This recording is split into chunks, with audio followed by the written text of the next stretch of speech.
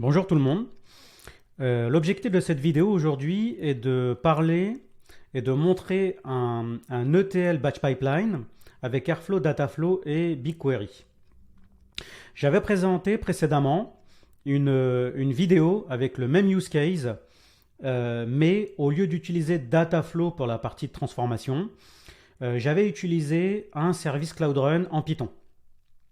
Aujourd'hui, je vais utiliser exactement le même use case pour montrer de l'ETL, mais cette fois-ci, on va remplacer la partie de transform.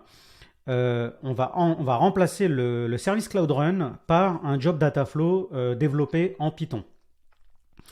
Alors, comme je l'avais expliqué précédemment, parfois, on va avoir, pour la partie data processing, on va avoir de fortes volumétries et les équipes data et les équipes de développement vont devoir choisir le meilleur outil en fonction du besoin et du use case.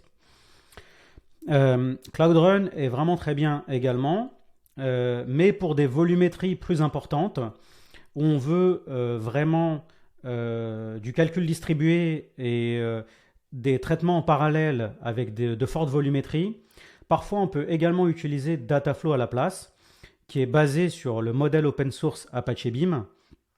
Et c'est vraiment très bien pour traiter de fortes volumétries et du big data. Donc voilà pourquoi aujourd'hui j'ai choisi ce use case et de retirer le Cloud Run Service et de remplacer ça par un job Dataflow en Python. Pour le reste du use case, c'est à peu près la même chose.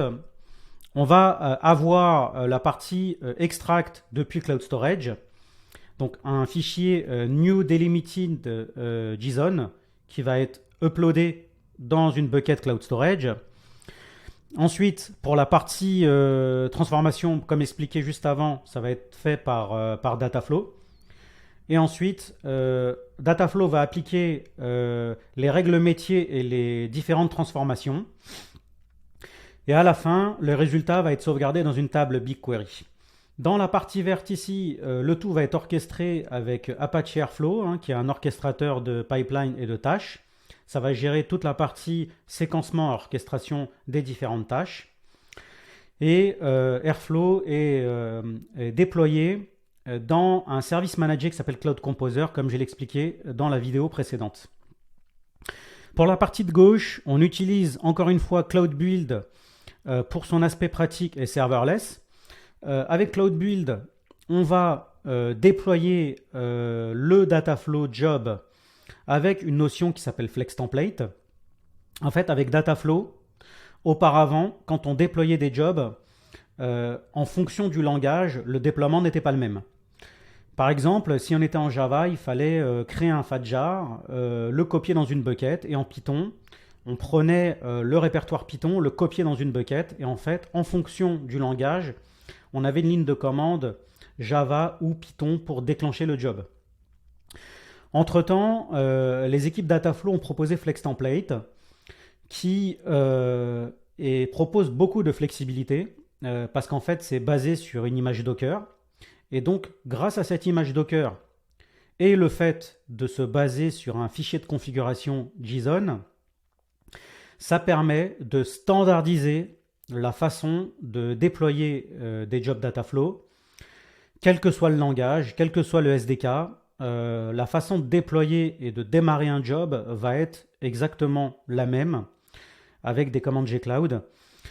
Et ça va être basé sur une image Docker qu'on va publier sur Artifact Registry. Donc, le Cloud Build qui justement se plug sur ce projet qui lui est hosté dans un repository GitHub,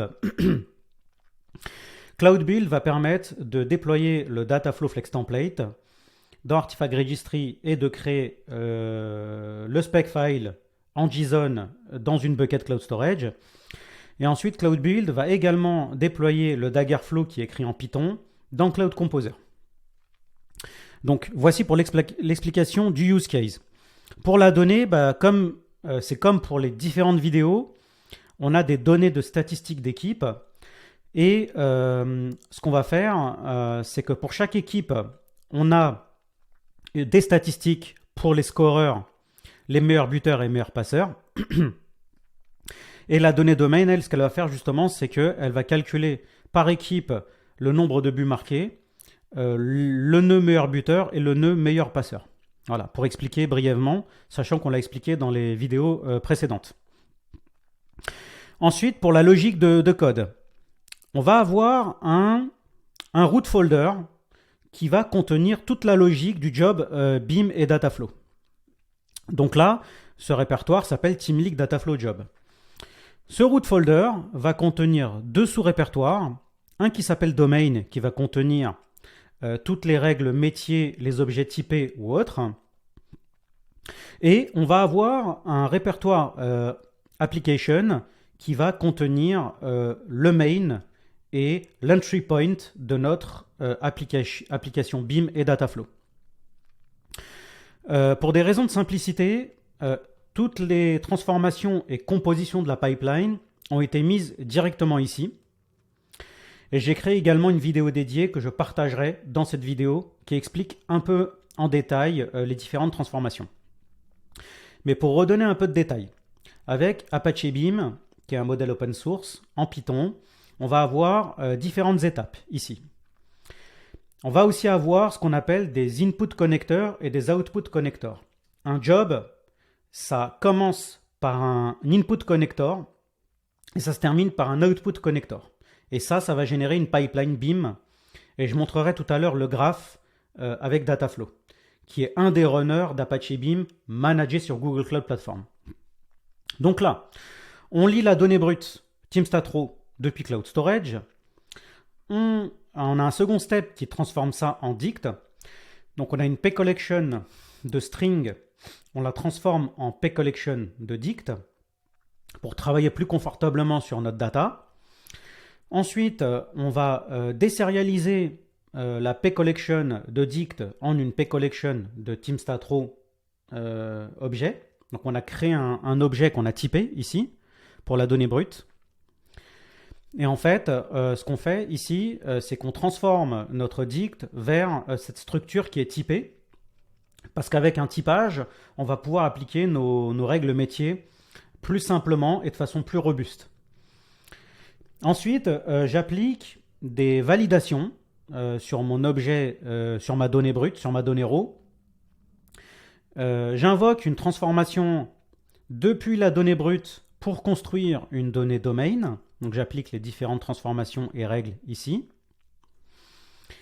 J'ajoute le slogan par équipe. Ensuite, j'ai une étape qui va me permettre de retransformer ma liste d'objets typés vers une pCollection de dict. Parce qu'en fait, l'output connector qui permet de sauvegarder la donnée dans BigQuery doit être dans un format dict. Donc c'est pourquoi ici j'applique une transformation depuis l'objet typé vers un dict pour pouvoir ensuite utiliser l'output connector qui va me permettre de sauvegarder toute ma donnée dans BigQuery. Un détail qui est aussi important dans la partie Apache Beam, je vais avoir un fichier requirement.txt pour mon module Python parce qu'en fait, je vais devoir installer ces packages pour exécuter mon job BIM et Dataflow. Donc là, j'ai le package Apache Beam avec GCP et j'ai d'autres packages qui sont plus open source qui sont utilisés dans mon code Python. Ensuite, il y a une notion qui est également importante avec Apache Beam, c'est que en fait, mon job est basé sur un module Python. Donc un module Python, pour qu'il puisse fonctionner correctement avec Apache Beam, je vais devoir donner à Beam un fichier setup py file, ce qui va permettre à Beam de gérer le code en tant que module Python. Voilà. Ensuite, pour la partie flex template, on utilisera le requirement.txt pour installer les packages dans le conteneur Docker et on donnera également le setup py file. On le donnera au flex template pour qu'il sache utiliser ce setup PY file pour lancer le job Beam en tant que module Python. Donc voilà, ça c'est toute la logique pour le job Dataflow ici. Et aussi un détail pour le Flex Template, comme je l'ai montré dans mon schéma tout à l'heure, Flex Template va avoir besoin de ce qu'on appelle un spec file, une sorte de fichier de configuration, parce qu'en fait, on va donner des paramètres à notre job Beam et Dataflow. Et en fait, grâce à ce fichier de spécification, Flex Template va appliquer des validations en entrée avant de lancer le job Beam avec Dataflow, ce qui va faire gagner du temps. En gros, si un paramètre n'est pas présent, on peut lancer une erreur et dire qu'il manque un champ obligatoire, par exemple. Ce spec file permet d'appliquer des validations et au Flex Template de gérer un graphe en amont avant de lancer le job Dataflow. Voilà. Ensuite, on a un répertoire qui contient toute la logique de notre Daggerflow. Alors, comme je l'ai expliqué précédemment dans le use case avec Cloud Run, la logique est à peu près la même. Dans Airflow, on va avoir de la configuration JSON et on va pouvoir, dans la partie CI/CD, déployer cette configuration dans le serveur de configuration de Apache Airflow. Donc, principalement, cette configuration donne la bucket source, le fichier source, la donnée raw qu'on va lire, la bucket de destination, parce qu'à la fin du DAG, on va prendre le fichier traité et on va le déplacer d'un répertoire cold vers un répertoire hot. Et on va avoir le répertoire destination, cold, ici. Et ici, tout ce nœud-là propose toute la configuration que Airflow, l'orchestrateur, va donner au template pour runner et lancer le job Dataflow à partir du template. Donc, cette configuration utilise de façon standard la configuration qui est proposée pour les Flex Templates. En fait, on a une API REST qui est utilisée dans la doc de Google Cloud pour invoquer et lancer un Flex Template pour démarrer un job Dataflow. Et il y a une configuration standard ici, et l'opérateur qui est proposé dans Apache Airflow utilise la même configuration standard que pour l'API REST. Donc, on donne le spec file au Flex Template, le nom du job, parce que Dataflow, quand il va instancier le job, va lui assigner un nom unique. On va passer des paramètres à notre job Dataflow, qui sont des paramètres spécifiques au job.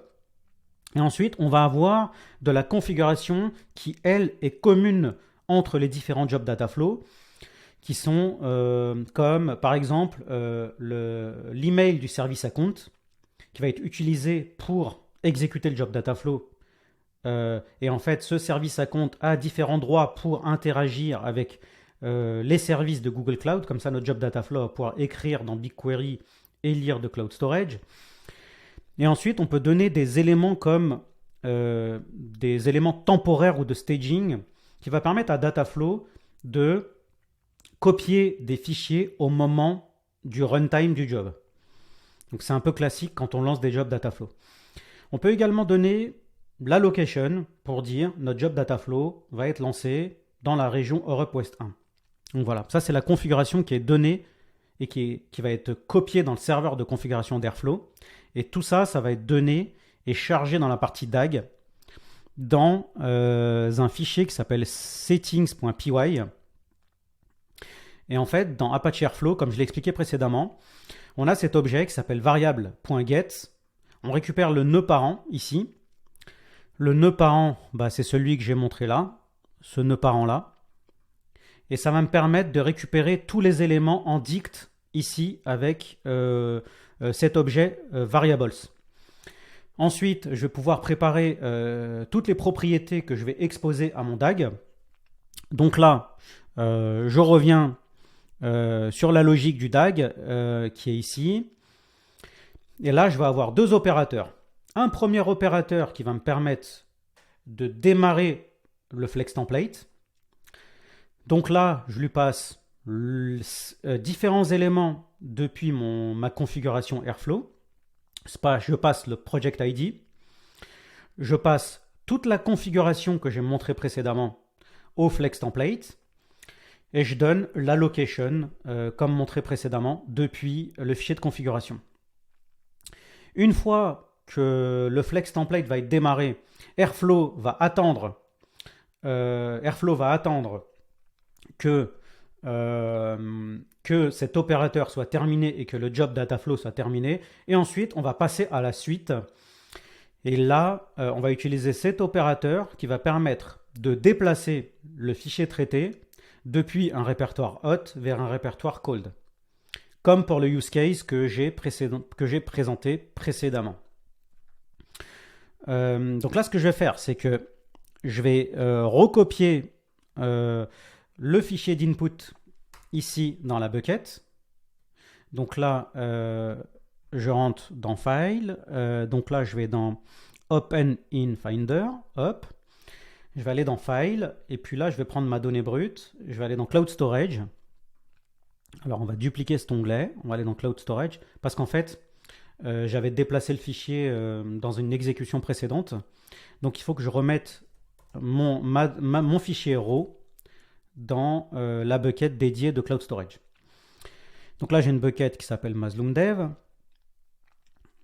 Et en fait, normalement, dans Hot, j'ai ETL.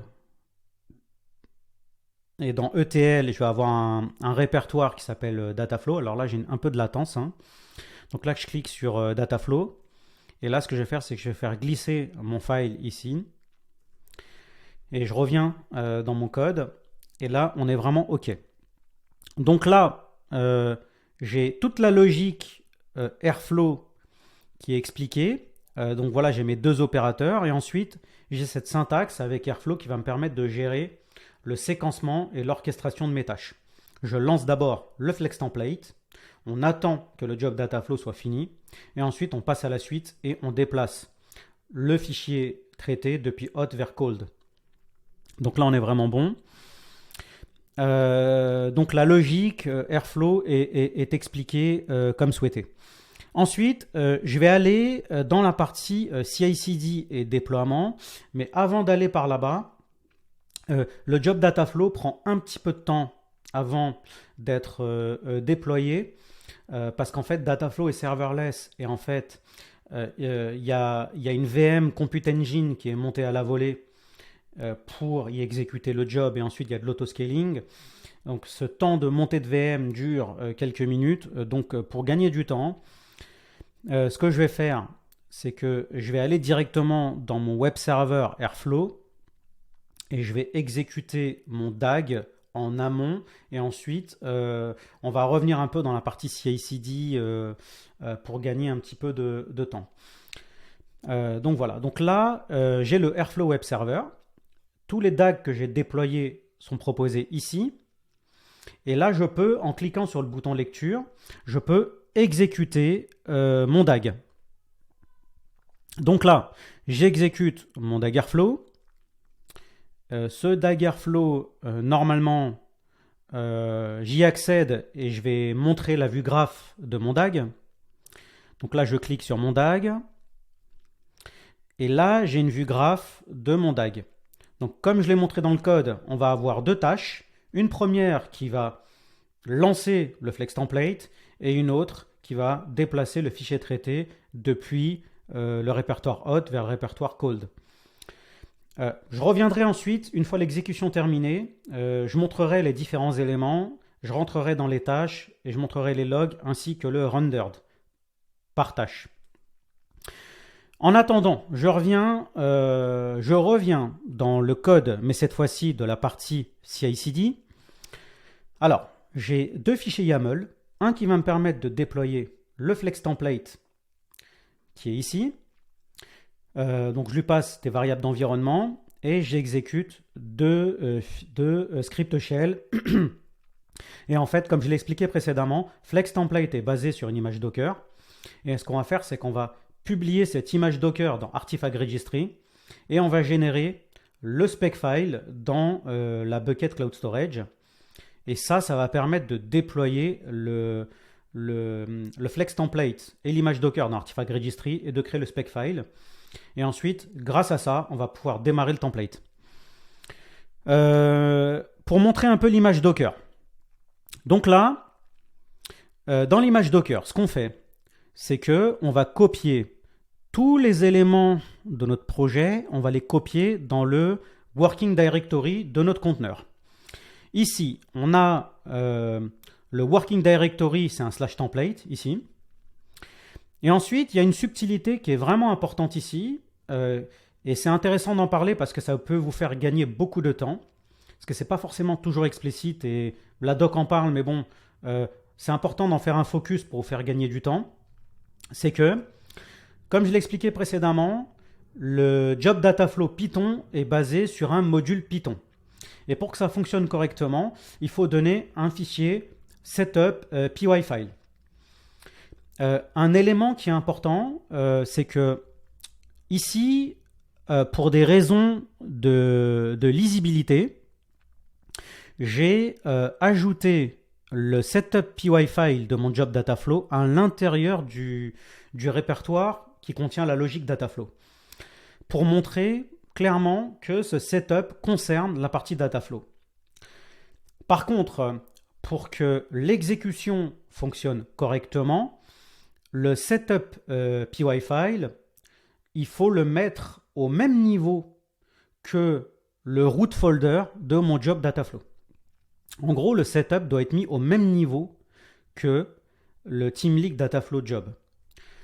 C'est ça qui va permettre au job BIM d'exécuter ça correctement.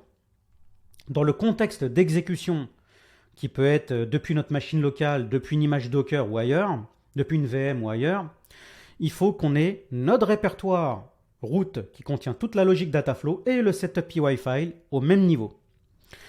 Donc là, moi, ce que je fais, c'est que je copie le setup py-file qui est à l'intérieur du répertoire, je le recopie à la racine de mon working directory afin d'avoir mes deux éléments au même niveau. Ensuite, je donne un Python pass pour dire que mon Python pass, c'est à partir du root. Je donne le requirement txt qui est ici. Je le passe à mon conteneur ici, Docker ici. Et aussi, je dois passer deux variables d'environnement qui sont obligatoires pour faire fonctionner mon Flex Template avec Python. Je vais passer le chemin du setup py-file et je vais donner également l'entry point de mon application BIM qui est le fichier TeamLeak app, qui est le main en gros de l'application. Ensuite, je vais installer tous les packages Python dans mon conteneur. Une fois que j'ai fait ça, j'ai cette variable d'environnement que je dois positionner pour dire que à partir du moment où j'ai tout installé dans mon conteneur, il n'est pas utile de rebuild quoi que ce soit avec Python parce que tout est installé dans le conteneur. À la fin, j'ai un entry point qui est proposé par l'image Docker Flex Template. Donc là, toute la logique est expliquée pour la partie Flex Template. Si je repars ensuite dans la partie YAML avec Cloud Build, je vais montrer les deux scripts shell rapidement. Donc là, je construis une image Docker avec cette... là, en fait, j'ai cette ligne de commande gcloud build submit qui va me permettre de publier l'image Docker dans Artifact Registry. Donc là, on est bon. Je lui passe tout le chemin, là. Et je lui donne aussi le working directory qui est à partir du root. Ensuite, je vais montrer un peu les variables d'environnement ici. Donc là, j'ai un repo name, une image name qui est dataflow / TeamLeak ELT Dataflow Python et l'image tag qui est les tests. Donc, j'ai également là le chemin du template. Je vais y revenir juste après. Donc là, ce script est exécuté. Ensuite, je lance ce second script avec une commande gcloud. Par le CLI, j'ai cette commande Dataflow Flex Template Build.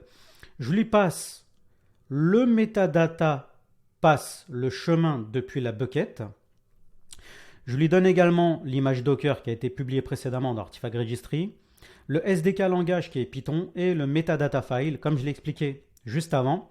On a besoin de donner un fichier de métadonnées au flex template, qui est celui-ci, pour que le flex template puisse appliquer des validations ou générer un graphe en amont. Donc, cette ligne de commande va construire le spec file qui est passé ici, donc celui que j'ai montré en variable d'environnement. Donc, ça va créer ce spec file dans la bucket. Et ensuite, ça va nous permettre de démarrer et de lancer notre flex template. Donc là, on est parfait sur cette partie. On va faire un petit saut dans la partie Airflow.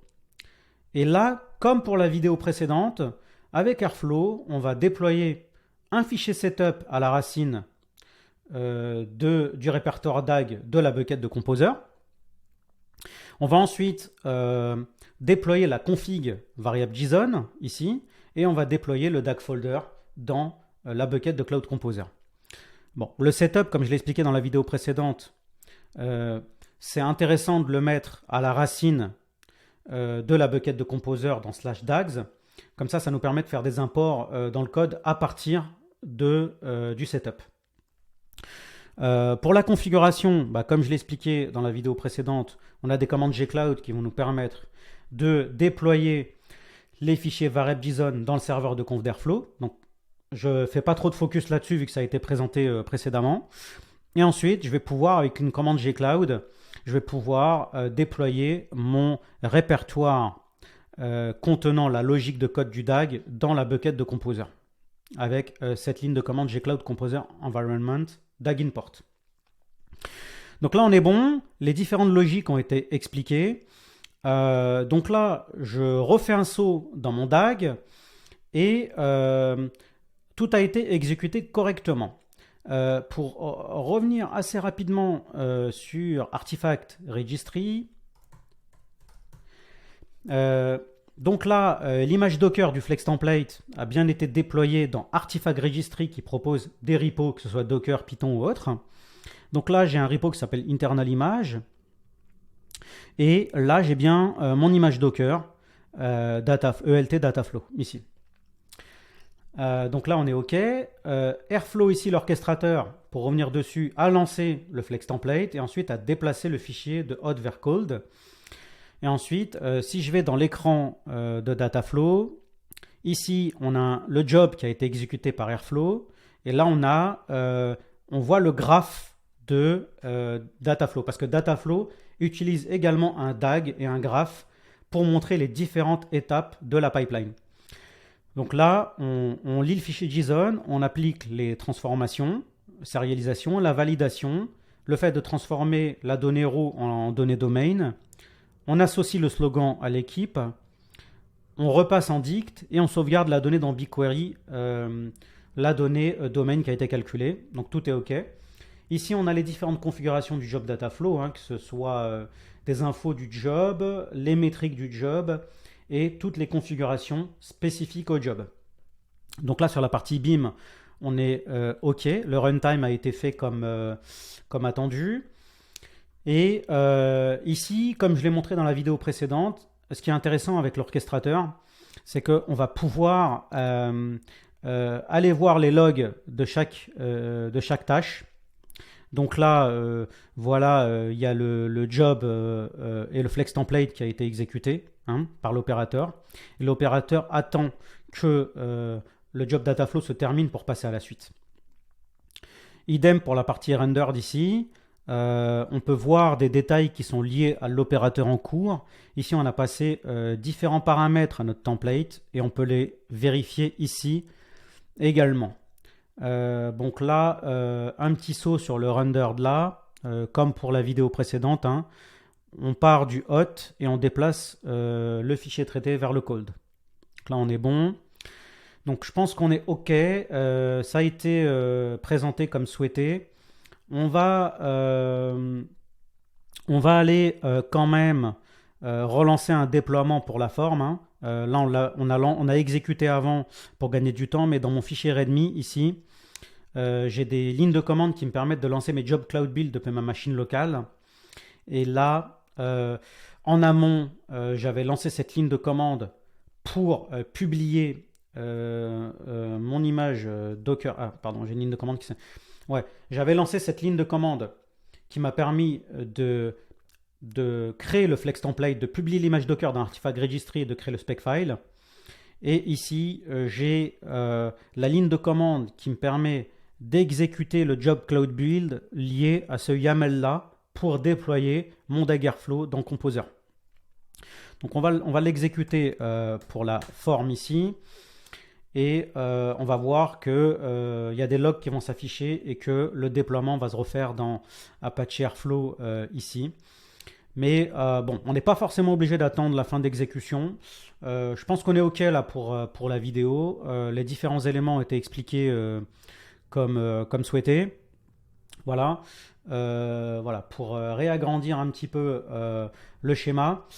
On a réexpliqué vraiment les différentes étapes, la partie extract, transformation avec Dataflow et la partie load dans BigQuery avec la donnée qui a été calculée par la partie transform, l'orchestration avec Airflow Composer, la partie CI/CD avec Cloud Build pour déployer le Flex Template à partir de l'image Docker et du fichier spec file. Le déploiement du DAG Airflow en Python dans Cloud Composer. Et il y a un petit détail que je ne vous ai pas montré également, c'est que dans ma bucket, ici, Mazloom Dev, j'ai donné ce chemin, Dataflow, Template, Team League, Python, et là j'avais donné ce chemin pour le spec file. Donc là mon spec file a bien été généré ici par la ligne de commande gcloud CLI pour générer le flex template. Donc écoutez, je pense qu'on est bon. Ça a été un plaisir encore une fois pour moi d'être là. D'autres vidéos viendront derrière. N'hésitez pas à m'aider, à souscrire à la chaîne YouTube et m'aider en supportant en me proposant de l'aide par rapport à ma chaîne YouTube et tout le travail qu'on fait avec GroupBiz pour justement aider la communauté Google Cloud. N'hésitez pas à vous abonner à la chaîne, ça nous boostera et ça nous permettra de continuer d'apprendre ensemble. Je vous dis à très bientôt, bye bye.